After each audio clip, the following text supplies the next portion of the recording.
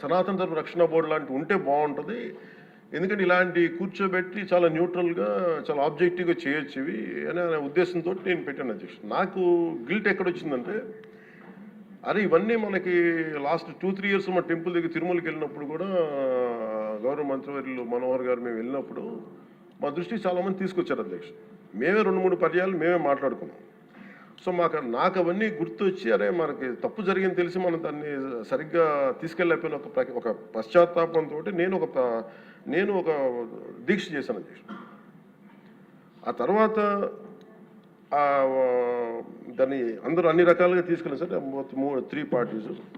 అలాగే మాకు తర్వాత మొన్న గౌరవ ముఖ్యమంత్రి గారు మనకి కేశవ్ గారు మా క్యాబినెట్లో కూర్చున్నప్పుడు మా దృష్టికి తీసుకొచ్చింది, అసలు ఈ నెయ్యిలో నెయ్యే లేదనేది చాలా స్పష్టంగా తెలియదు. మాకేమనిపించిందంటే, ఏదైనా సరే innovation is very important in life. Innovation లేకపోతే ఈ పార్టీకి ఒక్కొక్కరు ఒకలా ఇన్నోవేట్ చేస్తారు. బట్ ఈ పర్టికులర్ ఈ గత ప్రభుత్వంలో ఉన్న వ్యక్తులు వీళ్ళు అరాచకంలో ఇన్నోవేషన్ చేశారు. వీళ్ళు కల్తీలు కూడా, అంటే మామూలుగా ఒక నెయ్యి కావాలంటే పాలలో నుంచే కాకుండా రసాయనాల నుంచి కూడా తీయచ్చు, మిగతా వాటి నుంచి కూడా తీయచ్చు అని చేసి చూపించారు.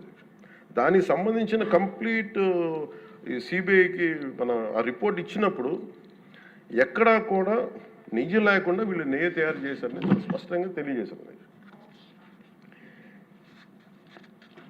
ఇప్పుడు మనం ఏం మాట్లాడుతున్నాం వీళ్ళందరితో అంటే, ఎక్కడా కూడా ఈ సభ సాక్షిగా చెప్తున్నాను, ఇది ప్రజలకు కూడా తెలియాలి, ఎక్కడా కూడా గత ప్రభుత్వం తాలూకు హెడ్ చేసిన వ్యక్తి చేశారని ఎక్కడ కూడా నేను ప్రత్యేకించి మాట్లాడాలి.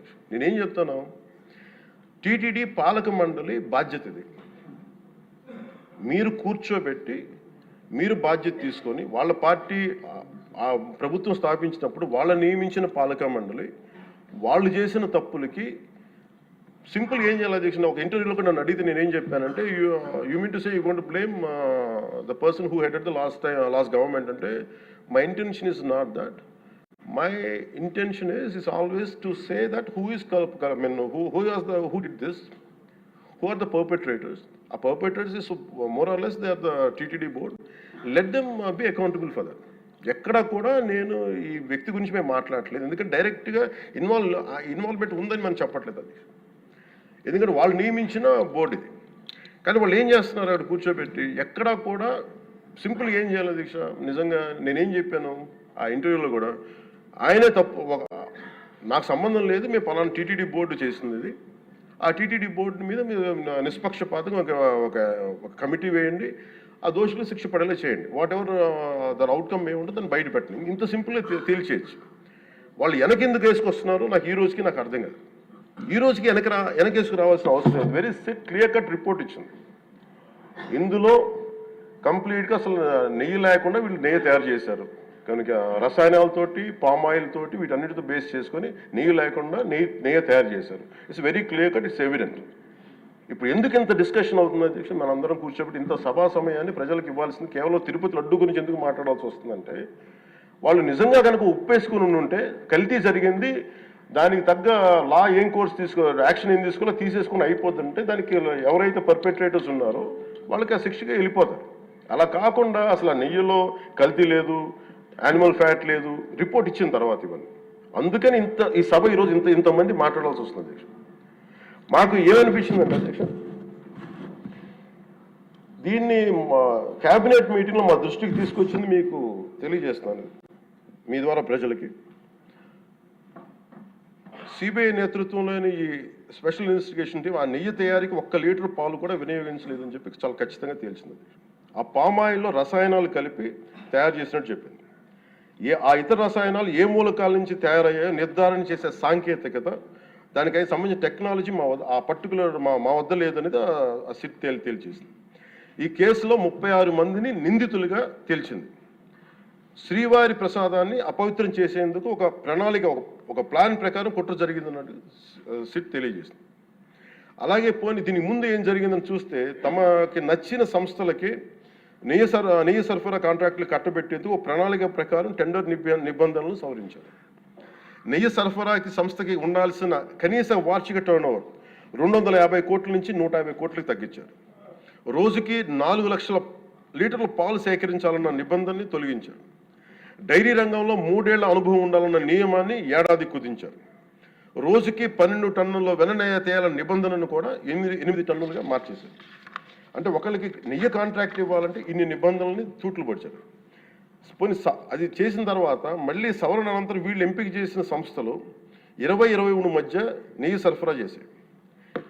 నెయ్యి సరఫరా చేసిన సంస్థకు అందుకు కావాల్సిన కనీత అర్హతలు లేవని సిట్ ఛార్జ్ షీట్లో ఉంది అధ్యక్షుడు. వీరు నెయ్యి సరఫరా ఎంచుకున్న సంస్థలు బోలేబాబా అని కానీ దానికి అనుబంధ సంస్థలు మాల్గంగా, వైష్ణవి డైరీలు 1 లీటర్ కూడా నెయ్యిని పాల నుంచి తయారు చేయాలని స్పష్టంగా చెప్పారు. ఇది 1924 మధ్య 11 కోట్ల మంది భక్తులను శ్రీవారిని దర్శించుకుంటే ఆ కాలంలో మొత్తం 48 కోట్ల లడ్డు ప్రసాదాలు విక్రయం జరిగింది. దాంట్లో సుమారు 20 కోట్ల లడ్డూలు నకిలీ నెయ్యితో తయారయ్యాయని చెప్పి టీటీడీ రికార్డ్స్ తెలియజేస్తాం. ఆ 11 కోట్ల మందికి రసాయనాలతో నిండిన మన లడ్డూలు పంపించారు. అలాగే ఇందులో 1,00,000 లడ్డూలు కూడా అయోధ్య రామమందిర ప్రారంభోత్సవానికి పంపిణీ చేశాం. పంపిణీ చేశారు. నేను మొన్న మన క్యాబినెట్లో మన గౌరవ ముఖ్యమంత్రి గారు మేమందరం కూర్చొని మాట్లాడుతున్నప్పుడు వెంటనే నాకు మెసేజ్లు ఏంటంటే, అమరావతి మన ఈ అయోధ్యకి పంపిన లడ్డూలు ఈ లడ్డూలు కాదు, ఇవి వేరే లడ్డూలు. అలా ఎలా తేడా చెప్తారు వీళ్ళు? దానికోసం ప్రత్యేకంగా అంటే అక్కడ నిబంధనలు ఎక్కడా కూడా మీరు నెయ్యి మేము పలానోళ్ళు కొన్నారు మాకు డీటెయిల్స్ ఇస్తా ఉన్నారు. నేను ఆ సభాముఖంగా ఎందుకు వాళ్ళకి పేర్లు ప్రస్తావించారు, ఆ చెప్పిన వ్యక్తులు కానీ వీళ్ళు కానీ. నేను అడిగింది ఏంటంటే, ఓకే మీకు దాని మీద ఆధారాలు ఏమున్నాయి, మీరు ఈ లాటే పంపించారు అయోధ్యకి అనేది మీకు ఏముంటే ఎక్కడ ఏం లేదు, అన్ని గాల్లో మాట్లాడుతున్నారు వీళ్ళందరూ. ఇప్పుడు మేము ప్రత్యేకించి మేము అడుగుతుంది ఏంటంటే, దీనికి సంబంధించి కంప్లీట్ పాలక మండలి బోర్డు, టీటీడీ పాలక మండలి board, they have to take responsibility. వాళ్ళని ఒక గత ప్రభుత్వాన్ని నడిపిన ముఖ్యుడైన వ్యక్తి వాళ్ళని వెనకేసుకొస్తున్నారంటే అందులో కూడా మీకు కూడా బాధ్యత తీసుకోవాల్సి వస్తుంది. అందుకని సభాముఖంగా మేము అందరికీ ఏం చెప్తున్నామంటే, let the law take its own course. ఎవరైతే దోషులు ఉన్నారో వాళ్ళకి శిక్ష పడాల్సిందే. మా ఉద్దేశం ఒకటే అధ్యక్ష, ప్రాబ్లం ఎక్కడ ఉంది అంటే ఇందులో మనందరం కూడా ఇందాక మన గౌరవ సభ్యులు మాట్లాడతా, నెల్లూరుకు సంబంధించి సోమిరెడ్డి గారు మాట్లాడతా, దర్గా కానీ మన కసుమూరు దర్గా గురించి వీటన్నిటి మాట్లాడుతూ ఉంటే, బేసిక్గా నేను కూడా నెల్లూరులో పెరిగాను కాబట్టి నేను అర్థం చేసుకోగలను. అది ఎక్కడా కూడా వేరే మతాన్ని కించపరచడం అనేది తెలియదు అది ఈ దేశం. అందుకే ఈ దేశం ఇలా ఉండేది కాదు. అలాంటి దేశం సాంప్రదాయాలని వీళ్ళు కూర్చోబెట్టి, కల్తీ జరిగిందంటే వెరీ సింపుల్గా ఏం చేయాలి, అడల్ట్రేషన్ జరిగింది, మేము కూర్చోబెట్టి దీన్ని కరెక్ట్ చేసుకుని మీరు కరెక్ట్ చేయండి, మేము మీకు మద్దతు ఇస్తాం, ఇంతే చెప్పాలి అధ్యక్షుడు. అంతేగాని దాన్ని వెనకేసుకు వస్తున్నారు అంటే, ఒకటి క్లియర్ కట్ రిపోర్ట్ ఉంది, అందులో నెయ్యి లేదనేది, అందులో రసాయనాలు ఉన్నాయని క్లియర్ కట్ చెప్పింది. ఈ రసాయనాల్లో ఏమున్నాయి అనేది అది పెరుమాళ్ గారికి, ఆయన కూర్చొని చేయాలి. ఒక రిపోర్ట్ ఏమో మాకు ఎన్డీడీబీ రిపోర్ట్ ఏమో దాంట్లో ఖచ్చితంగా ఈ జంతువు సంబంధించిన అవశేషాలు ఉన్నాయి అనేది చాలా స్పష్టంగా చెప్పారు. అది ప్రాపర్ ఆథరైజ్డ్ బోర్డు. ఇప్పుడు వీళ్ళేమో కూర్చొని అది కూడా మాట్లాడలేదు. Very clear cut as on today special మన సిబిఐ ఇచ్చిన మన ఛార్జ్ షీట్ ప్రకారం ఆ నెయ్యి కాదు, ఇది పామాయిల్తో పాటు రసాయనాలు కలిపింది. దీన్ని కూర్చోబెట్టి వాళ్ళు ఇంత మాట్లాడుతున్నారంటే ఇది ఖచ్చితంగా ప్రజల మధ్యకి వెళ్ళాలి. దీని నుంచి లబ్ధి పొందేది ఏం లేదు ఇక్కడ. కానీ ఇది ఏంటంటే, ఇది ధర్మానికి సంబంధించిన విషయం.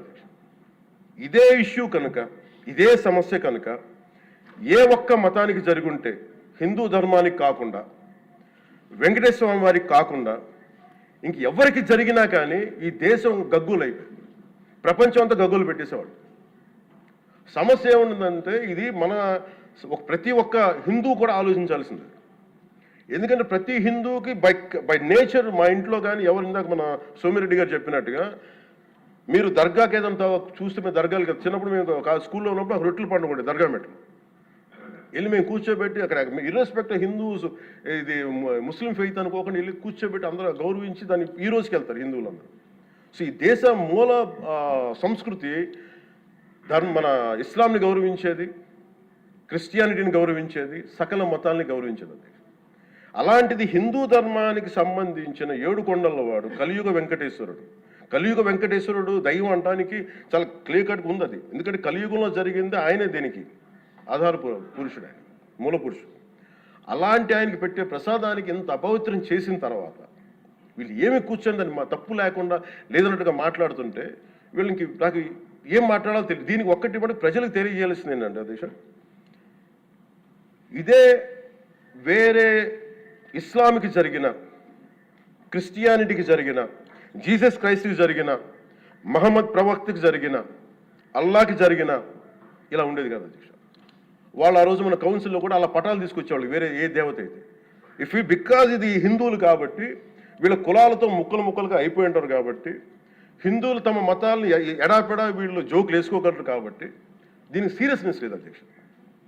Before blaming anybody else, every Hindu has to take a responsibility for this, every Hindu.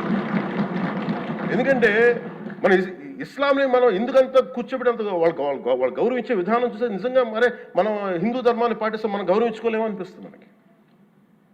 అది మిగతా మతాలను చూసి నేర్చుకోవాలి అధ్యక్ష. వీళ్ళకి ఏముంది, వీళ్ళు ఇంత మాట్లాడుతున్నారు తిరుపతి లడ్డు మీద. నిజంగా వీళ్ళు కనుక మాట్లాడితే అదే వేరే మతం గురించి ఎందుకు మాట్లాడరంటే ఓట్లు పోతాయి అధ్యక్ష. హిందువుల ఓట్లు చాలా ఈజీగా ముక్కలు కులాలను చేసి పెట్టేసి పోతాయి. ఆ వెంకటేశ్వరం కాబట్టి శివుడు ఉంటాడు, శివుడు కాబట్టి అమ్మవారు ఉంటాడు, ఈజీ అలాగే. ఈ నైజం జనాల్లో మారినంత కాలం ఇలాంటివి జరుగుతూనే ఉంటుంది అధ్యక్ష. వీళ్ళు ఇలాగే మాట్లాడుతూనే ఉంటారు. ఇది లోపల నుంచి మనందరం కదలాలి, ఇర్రెస్పెక్ట్ ఆఫ్ పార్టీస్. నేను వైసీపీలో ఇప్పుడు రాని వైసీపీ నాయకులు కూడా అడుగుతున్నాను, వాళ్ళ పద్ధతిదారులు కూడా చెప్తున్నాను ఈ సభాముఖం. మీరు ఎవరన్నా సరే రేపొద్దున్న నుంచి మీరు వెళ్ళి తిరుమలలో వెంకటేశ్వర స్వామిని దర్శించుకున్నప్పుడు, ఆ నిలువెత్తు స్వామివారిని చూసినప్పుడు మీకు గిల్ట్ కలగకపోతే మీరు చూడండి. ఎందుకంటే ఆయన కళ్ళలోకి చూసినప్పుడు మీరు ఇన్ని తప్పులు చేసేవాళ్ళు మేము వెనకేసుకొస్తున్నామని ఎవరన్నా మాట్లాడితే ఆ పాపం వాళ్ళకే కాదు వాళ్ళకు కూడా చుట్టుకుంటుంది. ఇది ఖచ్చితంగా దీన్ని ఎక్కడో చోట దీనికి ఒక లాజికల్ కన్క్లూజన్ అయితే పటికల్, దోషులకి శిక్ష పడాల్సింది. ఎందుకంటే ఇది ఇక్కడతో ఆగకపోతే ఇది ఒక పరంపర అయిపోతుంది. అందుకని మేము ఖచ్చితంగా I'm committed to get this, who are are the perpetrator, they should be punished, they should be punished. అలాగే ఒక ముగింపు 2 వాక్యాలు చెప్పి నేను చెప్పి ముగిస్తాను. మొన్న ఈ మధ్య నేను ఆముక్తమాల్యద చదువుతున్నప్పుడు 218వ పద్యం, దాంట్లో ఆయన చెప్పింది ప్రత్యేకించి ఆయన రాసిన ఈ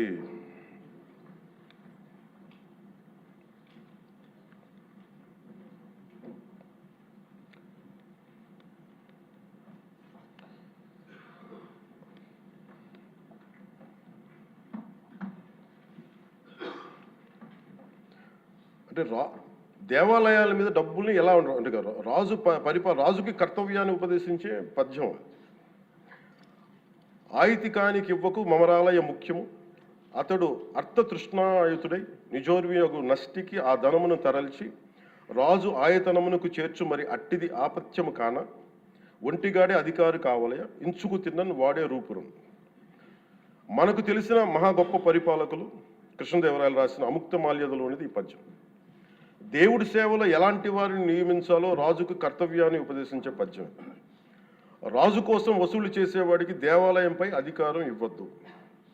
అలాంటి వాడు డబ్బు మీద ఆశతో రాజ్యానికి వసూళ్లలో నష్టం వచ్చినప్పుడల్లా దేవుడది ధనాన్ని తరలించి రాజు ఖజానాకు చేర్చేస్తూ ఉంటాడు.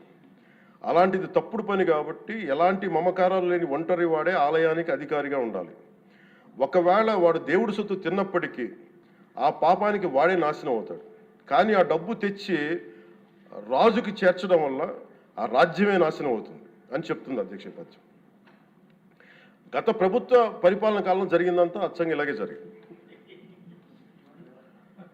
అంటే ఇది మనందరికీ కూడా చాలా లోతుగా ఆలోచించాలి. ఇది భగవంతుడికి సంబంధించినది. అంతమంది వెళ్ళి వాళ్ళ కర్మలను అక్కడ వేస్తారు అధ్యక్ష డబ్బులుగా. ఆ కర్మని ఆ పుణ్యస్థలమే కాపాడాలి. భక్తులు తాలూకు ఆ నిత్య 7 కొండల వాడి నామస్మరణే కాపాడు తప్ప ప్రజలు చేసిన కర్మను ఎవరైతే భగవంతుడి సొమ్ముతో ఆడుకుంటారో, భగవంతుడి డబ్బును దోచేస్తారో తరాలు కూడా లేచిపోతాయి. చాలా జాగ్రత్తగా ఉండాలి. ఇది ఎంత ఇది చాలా పుణ్యకార్యాలకు ఇవ్వాల్సింది. అందుకని వీళ్ళందరికీ కూడా ఇప్పటికైనా దీని కల్తీ జరిగింది, వాళ్ళు ఒప్పుకుంటామని చెప్పి వాళ్ళు లేకుండా ఇంక మళ్ళీ దీని గురించి మీరు ఢిల్లీకి వెళ్ళి కోర్టులు వేసే కొద్దీ మీ పాపం పెరుగుద్దే తప్ప, మీ నాశనం కొంచెం ఫాస్ట్ అవుద్ది తప్ప ఇదైతే తగ్గదు. అందుకని దయచేసి అందరం ఈ ఒక్కటి అధ్యక్షుడు ఇంకొక మరో మాట చెప్పి మీరు ఎక్కడో చోట ఈ దేశం హిందూ దేవతల మీద, హిందూ ధర్మం మీద దాడి జరుగుతున్నప్పుడు irrespective of political parties, irrespective of what you are, where you are, which language you speak, ఏ భాష మీరు మాట్లాడతారు, మీరు ఏ కులస్తులో తెలియదు, కానీ హిందూ ధర్మాన్ని మటుకు దాడి జరుగుతున్నప్పుడల్లా ముక్త కంఠంతో ఏకాభిప్రాయంతో ఖండించకపోతే మటుకు ఇలాంటి పరంపర కొనసాగుతూనే ఉంటుందని తెలియజేసుకుంటూ సెలవు తీసుకుంటాం. చాలా పవన్ కళ్యాణ్ గారు చాలా అత్యద్భుతంగా ప్రజల్ని ఆలోచింపజేసే విధంగా చాలా అద్భుతంగా మాట్లాడారు. అప్పుడే అయిపోయిందా అని ఫీల్ అయ్యేలాగా చేశారు. ధన్యవాదాలు. ఇప్పుడు గౌరవ ముఖ్యమంత్రి వర్యులు నారా చంద్రబాబు నాయుడు గారు మాట్లాడారు.